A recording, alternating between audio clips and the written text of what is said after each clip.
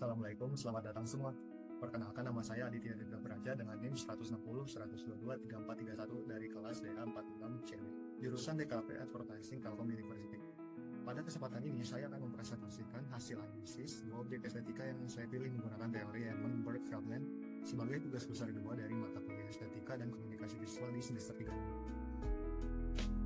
Baik, sebelum saya masuk ke analisis utamanya, saya akan terlebih dahulu menjelaskan siapa dan apa itu teori Edmund Burke Feldman. Edmund Burke Feldman adalah pendidik Amerika dan seorang kritikus seni. Ia adalah profesor emeritus di Universitas Georgia. Jadi Edmund Burke Feldman dalam bukunya yang berjudul Art as Image and Idea berpendapat bahwa estetika adalah ilmu pengetahuan pengamatan atau ilmu pengetahuan indrawi yang mengacu pada kesan indrawi, menyandikan estetika dengan teori cita rasa yang mengacu pada tradisi empiris dan pandangan platonik dan neoplatonis. Dalam teori estetika menurut Feldman yang bersifat kritik seni, terdapat 4 langkah dalam proses mengapresiasi sebuah karya seni, yaitu deskripsi, analisis formal, interpretasi, dan evaluasi. Mari kita breakdown satu persatu poin yang ada di teori estetika Edmund Burke Feldman. Yang pertama adalah deskripsi. Deskripsi adalah proses yang menginventarisir data fisik objek seni. Tahap ini membahas bagaimana elemen-elemen dasar dalam suatu karya terjalin menjadi sebuah bentuk pada karya seni. Identifikasi objek seni meliputi penggambaran makna visual secara objektif yang meliputi A. Inventarisir objek elemen apa saja yang terlihat dalam karya seni. B. Analisis komposisi objek elemen yang dihadirkan dalam suatu karya seni. Yang kedua, analisis formal merupakan bentuk deskripsi berdasarkan struktur formal atau unsur-unsur pembuktian. Dalam tahap itu, karakter intrinsik objek seni dianalisis untuk mencari subject matter. Seorang pengamat seni yang akan melakukan tahap ini harus memahami unsur-unsur seni rupa dan prinsip-prinsip seni rupa atau ilmu penataan komposisi unsur dalam sebuah karya seni. Yang ketiga, interpretasi merupakan tahap menafsirkan makna suatu karya, mengupas teknik atau cara yang digunakan untuk mengungkapkan maksud dan keinginan seniman dalam karya tersebut. Interpretasi erat kaitannya dengan semiotika yang berhubungan dengan pemaknaan dan tanda-tanda yang tersirat dari sebuah karya. Yang keempat, yang terakhir adalah evaluasi. Evaluasi merupakan proses untuk menetapkan derajat karya seni. Proses penilaian dalam mengapresiasi seni berlangsung dengan memahami isi dan pesan dari sebuah karya seni dan membandingkan karya sejenis yang pernah dibuat terdahulu, mencari peran dan makna dalam lingkungan sosial baik dalam pada masa tertentu, saat karya dibuat atau saat karya dijual. Setelah menjelaskan apa itu teori Edmund Feldman, saya akan mengenalkan objek estetika pilihan saya untuk tugas ini.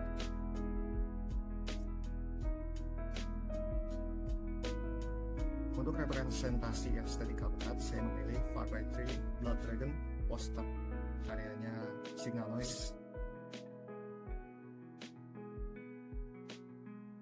Dan untuk representasi estetika Indonesia, saya memilih Food for Thought nasi goreng karyanya Dian Padralita. Judul karya ini adalah Far Cry 3 Blood Dragon cover yang dibuat oleh James White alias Signal Noise pada bulan Juni 2013. Karya ini berupa digital art dengan dimensi 1500 x 2250 pixel dan dapat diakses melalui situs web https://signalnoise.com. Dalam hal estetika, poster ini menampilkan garis-garis geometri, warna palet neon seperti cyan, pink, oranye, dan biru, menciptakan visualisasi gaya seni barat era 80-an. Tokoh utama dengan pakaian futuristik, tipografi ala 80-an, dan elemen pohon palem melengkapi keindahan estetika poster. Lebih lanjut, karya ini juga menghadirkan elemen-elemen sci-fi seperti tangan robot, mata cyborg, blood dragon dengan laser, dan senjata futuristik yang menciptakan atmosfer futuristik dan fantastis. Lanjut ke analisis formal, poster ini memperlihatkan elemen desain yaitu garis. Terdapat garis formal yang mencolok di tipografi, judul neon laser yang ditambahkan. Ada juga samar-samar di tekstur background dan pelataran, dan juga di laras senjata para tokoh. Untuk warna dengan tema estetika silhouette, palet warna neon seperti pink, silver, ungu, biru, kuning, oranye, dan warna kulit para tokoh menciptakan kesan futuristik dan harmoni visual. Untuk bangun, grid kotak-kotak yang ada di bawah, mata cyborg, iron gauntlet itu memiliki bentuk dasar lingkaran, kotak, segala macam, dan lain sebagainya. ruang dan waktu, adanya grid memberikan unsur ruang, sementara waktu yang tergambarkan adalah malam hari yang mendukung lampu neon yang menyala atau keras. Untuk harmoni, poster ini menciptakan harmoni visual dengan konsistensi menggunakan palet warna yang sama yang seragam juga. Fokus dalam memberikan kesan futuristik dan estetika yang seragam pula. Untuk kontras pencahayaan pada tokoh game diberikan efek neon yang menciptakan kontras yang kuat dengan backgroundnya yang cenderung irama. Grid yang tersusun peraturan memberikan elemen berulang dan irama yang terlihat jelas di poster. Gradasi terlihat jelas di poster ini kan, dari warna kulit, langit, neon-neonnya juga. Oke, selanjutnya kesatuan para tokoh, senjata, dan elemen futuristik lain-lainnya itu bersatu menjadi satu tema cyberpunk yang baik. Untuk keseimbangan, peletakan subjek, tipografi terlihat simetris.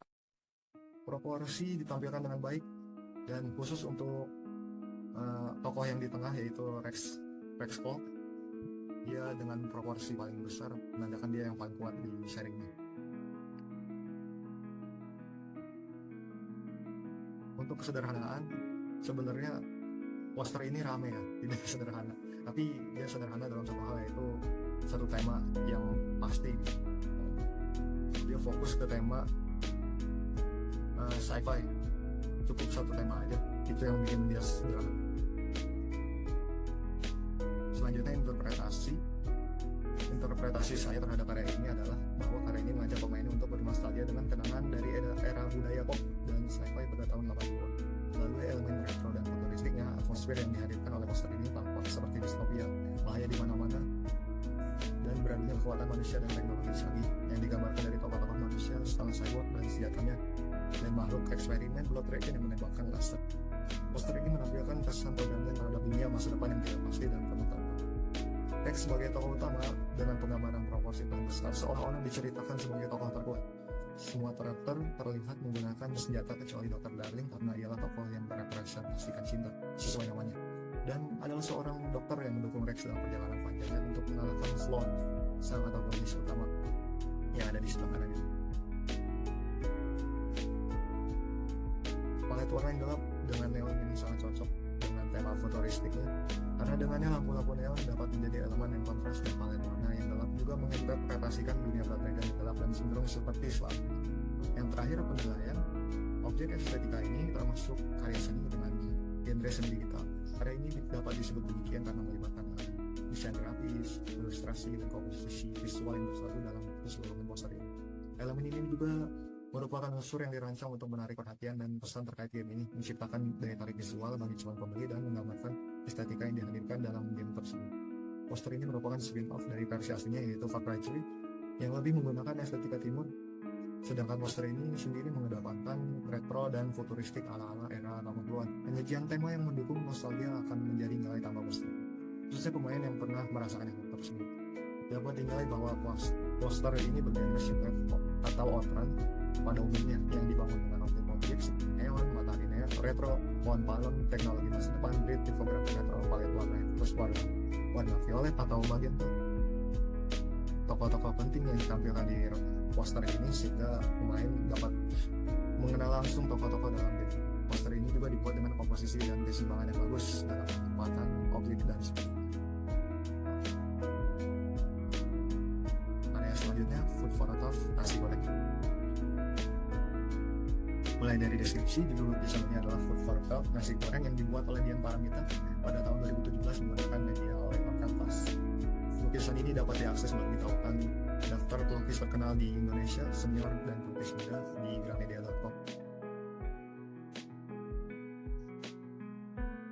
Dalam aspek estetika, lukisan ini menampilkan komposisi yang mantap dan simetris dari 3 objek makanan, yaitu nasi goreng sebagai dasar, telur yang ditempatkan secara tepat di atas nasi tanpa miring sedikit pun, dan 2 tusuk sate yang disajikan secara simetris di sebelah nasi goreng. Pewarnaan yang cerah cenderung merangsang selera dan menggambarkan ekspresivitas dalam cara lukisannya.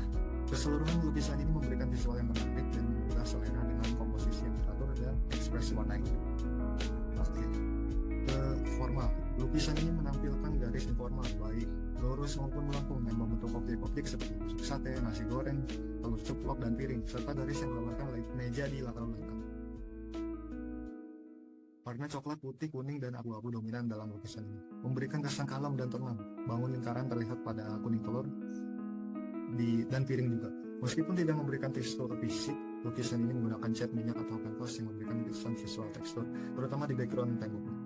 Ruang tercipta dari bayang-bayangan objek, memberikan kedalaman dan kesan 3 dimensi. Lukisan ini menciptakan suasana makan dengan waktu yang mungkin mencerminkan waktu makan, terutama pagi hari di Indonesia.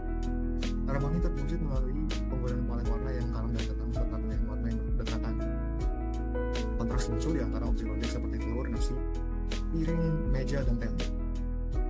Pengulangan tampak pada tusuk sate yang digambarkan 2 kali. Gradasi diterapkan membentuk bayangan. Keseimbangan dihasilkan oleh penempatan piring dan nasi goreng di tengah.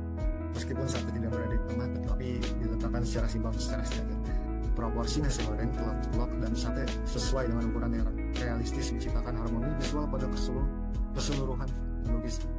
Yang ketiga, interpretasi. Sebenarnya saya bisa menempuh interpretasi dari lukisan ini hanya dengan 2 kata, yaitu menggunakan selera. Saya bisa memaknai lukisan ini sebagai kemuliaan, kesederhanaan, dan rasa syukur pada Tuhan Yang Esa. Memang tidak semewah dan semegah lukisan makanan yang lain, tapi ketika kita merasakan lapar, barulah kita menyadari dan butuh rasa syukur atas apa yang ada.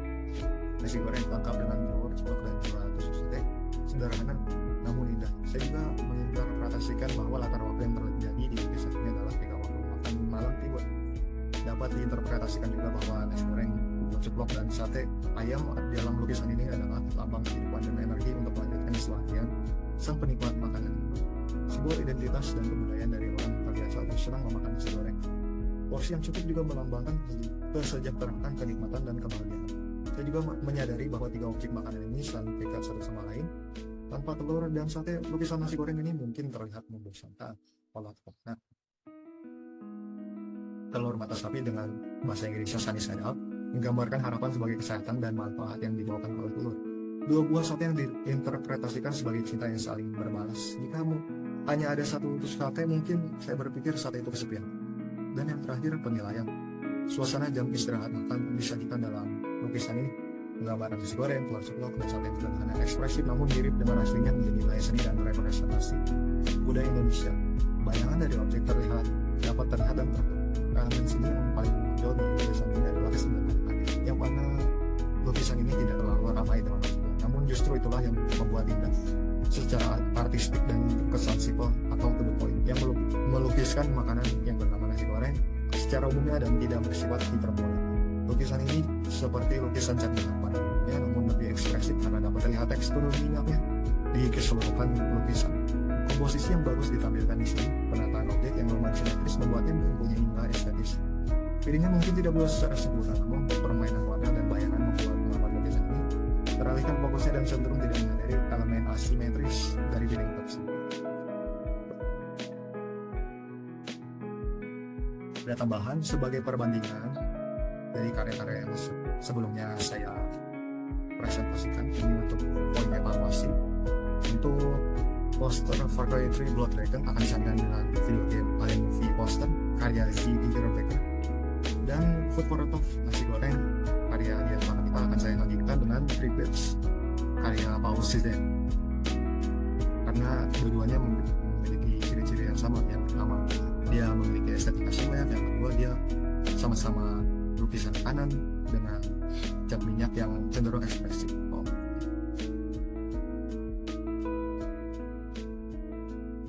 Demikian presentasi saya mengenai hasil analisis objek estetika Barat dan Indonesia pilihan saya berdasarkan teori Edmund Burke-Feldman. Saya mengucapkan terima kasih untuk para penonton yang telah meluangkan waktunya untuk menonton video presentasi saya. Saya berharap video ini bisa bermanfaat bagi kita semua. Mohon maaf apabila ada kekurangan dalam video ini. Kritik dan saran saya terima. Sekali lagi saya ucapkan terima kasih. Sampai jumpa lagi. Wassalamualaikum warahmatullahi wabarakatuh.